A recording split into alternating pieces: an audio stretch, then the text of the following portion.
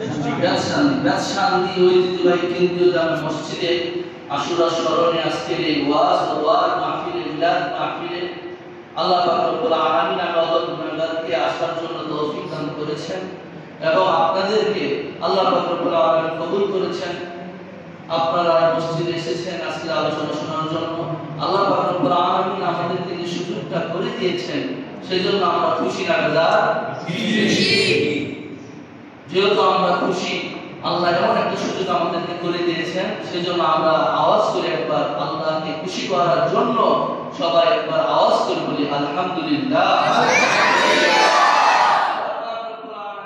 আমাদের এই অদম গুনাহগার নাচিস বান্দাদের শুকরিয়া আদায় করাকে যেন এই মুহররম মাসের সম্মানে, পবিত্র আশুরার সম্মানে, ফজিলতে এবং আমাদের মায়ার নবীজি হায়াতুন নবী শাফাআতুল কামদারি নবী দয়াল নবীজির ওসিলায় আজকে আমাদের শুকরিয়া আদায় করাকে যেন মেহেরবানি করে কবুল করে নেন। সবাই একবার মহব্বত দিয়ে বলি আল্লাহুম্মা আমিন।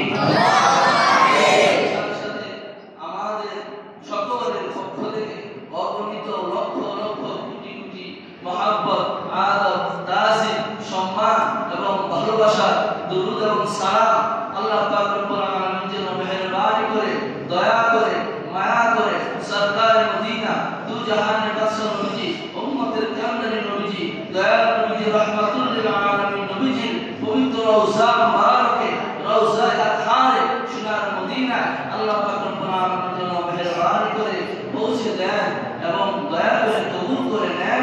সবাই আরো একবার মহব্বত দিয়ে বলি আল্লাহুম্মা আমিন। সম্মানিত হাজির, সময় খুবই অল্প। আসলে আজকে আমার থাকার চিন্তা ভাবনা ছিল, যদি থাকতাম লং টাইম আলোচনা করার ইচ্ছা ছিল, কিন্তু আমাকে আজকে রাতে আবার ব্যাক করতে হবে, চলে যেতে হবে। গতকাল আমার যেখানে আমি আছি চাঁদপুরে ওই মসজিদে প্রোগ্রাম ছিল, ওই জন্য আমার গলাটা একটু ড্যাম, গলাটা একটু মানে পাওয়ারটা কমে গেছে, মানে আমার গলাটা আরো পাওয়ার ছিল। যাই আস্তে আস্তে ইনশাল্লাহ ঠিক হয়ে যাবে। তো ইনশাআল্লাহ যত সময় কথা বলবো, বেশি সময় আপনাদেরকে কষ্ট দিব না, যত সময় কথা বলবো এই আশুরার ফজিলত সম্পর্কে, মুহররমের ফজিলত সম্পর্কে, এর চেতনা কি, এর শিক্ষা কি, আশুরা কেন এত দামি, আশুরা কোথা থেকে আসলো এবং আশুরার ফজিলতে আমাদের করণীয় কি, আমাদের বিশ্ব মুসলিম উম্মাহ জাহানের কি কর্তব্য রয়েছে, আমাদের কি দায়িত্ব কর্তব্য রয়েছে, এটা থেকে আমরা কি শিখতে পারি, শোহাদায়ে কারবালা থেকে আমাদের শিক্ষণীয় কি, এই মৌলিক বিষয়গুলা আমাদের সকলে জানা দরকার। ঠিক কিনা বলেন?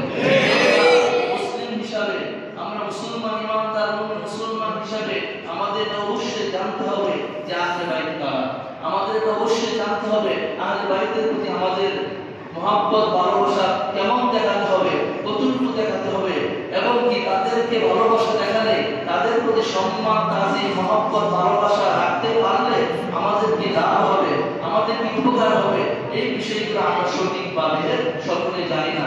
সম্মানিত হাজির, আজকে আশুরা উপলক্ষে অনেক মসজিদে আলোচনার ব্যবস্থা করা হয়েছে, মিলাদ মাহফিলের ব্যবস্থা করা হয়েছে, যথাক্রমে যেভাবে আপনারা করেছেন আলহামদুলিল্লাহ। কিন্তু এই বাংলার জমিনে এবং বিশ্ব জাহানে অসংখ্য অগণিত মসজিদ আছে বা মুসলমানরা আছে যারা আশুরা শুধু নাম জানে, শুধু আশুরা মুহররম আছে, শুধু মুহররম আছে ওটুকুই, কিন্তু এটা দেখতে কি করতে হবে, কি করণীয় এই বিষয়ে তারা অবগত নয়।